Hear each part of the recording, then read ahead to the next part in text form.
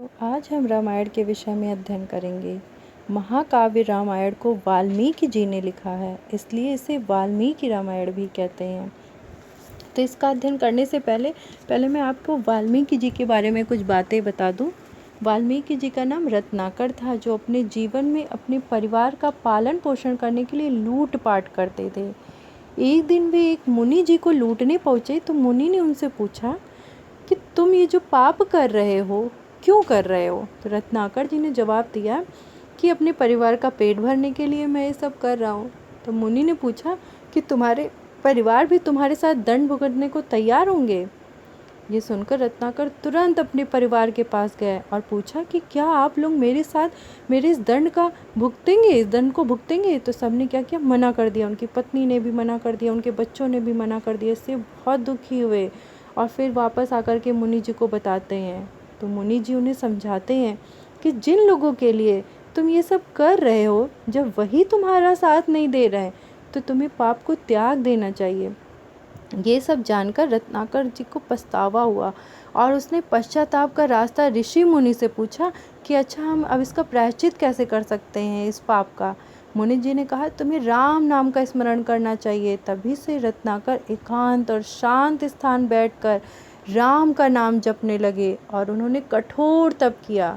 कई सालों तक तप करने में चींटियों ने उनके शरीर पर बांबी अर्थात मिट्टी की परत सी बना ली थी, जिससे उनका नाम वाल्मीकि पड़ा। तो वाल्मीकि को रामायण की रचना श्लोक द्वारा रचित करने का ख्याल कैसे आया, आइए हम इस चैप्टर के माध्यम से जानते हैं। वसंत ऋतु थी, हर तरफ सुंदर सुंदर फूल खिले थे, वन पर्वत सब हरे भरे थे। तमसा नदी मंद गति से बह रही थी। नदी के किनारे अनेक जल पक्षी बैठे चहचहा रहे थे। महर्षि वाल्मीकि तमसा नदी के किनारे प्रकृति की सुंदरता का आनंद लेते हुए घूम रहे थे। इस पैराग्राफ में प्रकृति की सुंदरता के बारे में वर्णन किया है कि कैसे जो थे चारों तरफ सुंदर सुंदर फूल खिले थे और जल में रहने वाले जो पक्षी थे वो चहचहा रहे थे। हरे भरे पेड़ जो थे वो किनारे उगे हुए लहरा रहे थे।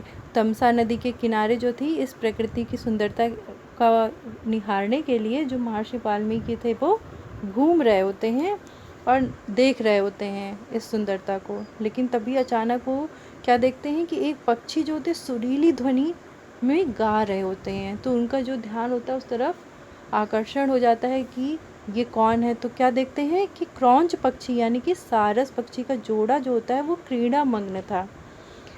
क्रौंच पक्षी कभी अपनी लंबी चोंच से एक दूसरे को सहलाते तो कभी लंबी गर्दन साथी की गर्दन में लपेट देते, यानी एक दूसरे से बहुत प्रेम कर रहे थे उस समय वे।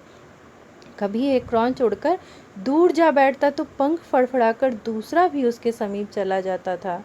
उनके परस्पर प्रेम से ऋषि का मन गदगद हो उठा, यानी जब वो प्रेम करते हुए देखते उन्हें तो ऋषि बहुत खुश हो जाते हैं। लेकिन तभी क्या होता है, एक तीर आकर नर क्रौंच को लग जाता है, यानी एक शिकारी जो होता है वो नर क्रौंच को मार देता है, जिससे तीर जो होता है उसको लग करके वो घायल हो जाता है। पीड़ा से चिल्ला करके वो मर जाता है।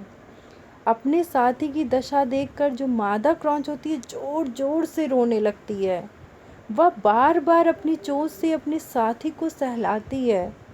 मादा क्रौंच की यह दशा देखकर ऋषि का हृदय करुणा से भर उठा, यानी उनको बहुत दुख होता है जब वो बार बार सहला रही होती है, रो रही होती है।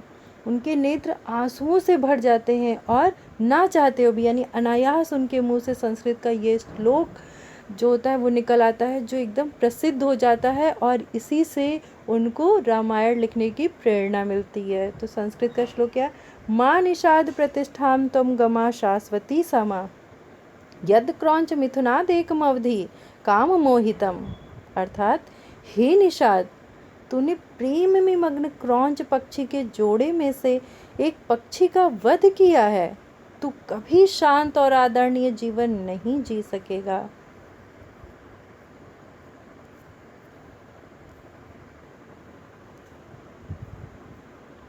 इस घटना से वाल्मीकि का मन बहुत दिनों तक विचलित रहता है, यानी बहुत दिनों तक इसी घटना के बारे में सोचते रहते हैं। वे यदा कदा ये श्लोक भी जो होता है वो गुनगुनाते रहते हैं। उनका एक शिष्य होता है जिसका नाम होता है भरद्वाज। जब वो देखता है कि जो ये वाल्मीकि जी जो हैं वो कोई श्लोक गुनगुना रहे हैं, तो इस श्लोक को वो सुन कर के याद कर लेता है और अपने गुरु को सुनाता है। यह श्लोक सुनकर वाल्मीकि बहुत दुखी हो जाते हैं और उन्होंने दुखी मन से क्या कहते हैं, भरद्वाज मेरे दुखी मन से यह श्लोक अचानक ही निकल गया था। यानी जब मैंने उसकी करुण दशा देखी थी मादा क्रौंच की, तो मेरे मुँह से ना चाहते हुए भी ये श्लोक निकल गया था, और ना जाने मैंने निषाद को इतना कठोर शाप क्यों दे दिया। यह सुनकर भरद्वाज जो होते हैं वो बोलते हैं, गुरुवर यह श्लोक अति मधुर भाव वाला है, यानी जिसको सुनने से बहुत ही मधुर भाव उत्पन्न होता है हृदय में। यह अवश्य ही प्रसिद्ध होगा, ये ज़रूर प्रसिद्ध होगा। एक दिन वाल्मीकि अपने आश्रम में ध्यान मग्न बैठे थे, यानी कि तपस्या में मग्न थे। तब उन्हें नारद जी की बात याद आती है। वाल्मीकि ने नारद जी से सर्वगुण संपन्न धर्मात्मा और सत्य प्रतिज्ञ पुरुष का नाम पूछा था। वाल्मीकि जो होते हैं वो नारद जी से पूछते हैं कि अच्छा ये बताइए कि यहाँ इस धरती पर धर्मात्मा कौन है, और जो ऐसा पुरुष कौन सा है जो सत्य की प्रतिज्ञा करता है, यानी सत्य के लिए सब कुछ त्याग देता है। नारद जी ने उन्हें इक्ष्वाकु वंश के राजा दशरथ के पुत्र राम की कथा सुनाई थी। तो उन्होंने राम जी के बारे में बताया था कि इस धरती पर यही एक धर्मात्मा और सत्य प्रतिज्ञ पुरुष है। वाल्मीकि मन ही मन राम कथा का स्मरण कर ही रहे थे कि तभी उन्हें सृष्टि के रचयिता ब्रह्मा जी ने दर्शन किए।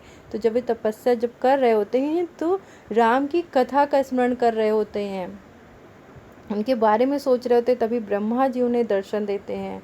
ब्रह्मा जी बोलते हैं, महर्षि मेरी ही इच्छा से माँ निषाद श्लोक रूप में ही रामचंद्र के संपूर्ण चरित्र का वर्णन करें। श्री राम की कथा नारद जी पहले ही आपको सुना चुके हैं।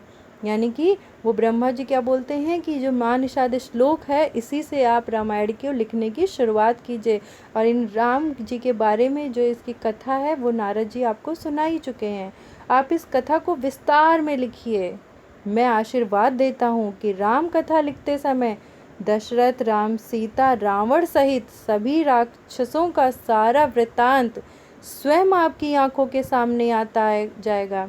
यानी उन्होंने आशीर्वाद दिया कि जब आप राम कथा लिखना शुरू करेंगे तो आपको सारी घटनाएं स्वयं दिखनी शुरू हो जाएगी, आपको सब घटना का पता चलता चला जाएगा। आपकी लिखी रामायण इस लोक में अमर हो जाएगी। ब्रह्मा जी यह आशीर्वाद देकर अंतर ध्यान हो गए, यानी कि चले जाते हैं, अदृश्य हो जाते हैं। अब वाल्मीकि ने श्री राम की कथा लिखनी आरंभ की। लिखते समय श्री राम के जीवन की प्रत्येक घटना ऋषि को अपनी आंखों के सामने प्रत्यक्ष दिखाई देती, यानी कि वे उनको दिखाई देती कि जो जो घटना हुई थी वो सब उनको पहले से ही दिखती। वे निरंतर रामायण लिखते गए तथा 24,000 सुंदर भावपूर्ण श्लोकों में पूरी राम कथा लिख दी। यानी कि पूरी जो रामायण थी उन्होंने 24,000 श्लोकों में लिखी है रामायण। तो आशा है कि आपको ये स्टोरी समझ में आ गई होगी कि रामायण की रचना कैसे हुई। तो फिर अब हम आते हैं नेक्स्ट वीडियो में, जिसमें राम का जन्म कैसे हुआ, राम कौन थे, सबके बारे में अध्ययन करेंगे। तब तक के लिए बाय बाय।